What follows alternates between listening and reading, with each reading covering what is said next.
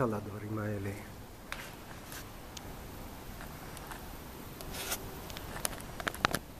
זה עושה לי קצת זומינג. אני רואה שאתה יודע לצלם. כן, אני חי את זה.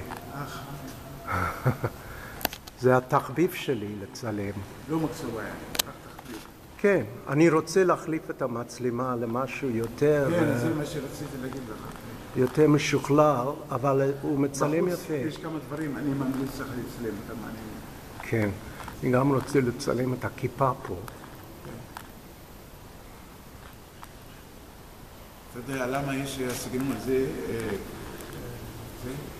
הרבה כפאות? אתה יודע למה? הרבה חושבים שזה סבא דתי.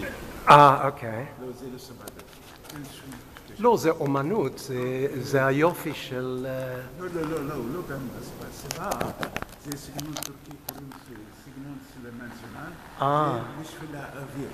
האוויר ילך בצורה ככה, כאן יהיה קריר בקיץ, בחורף נעים.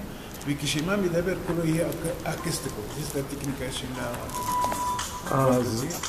יופי, אז זה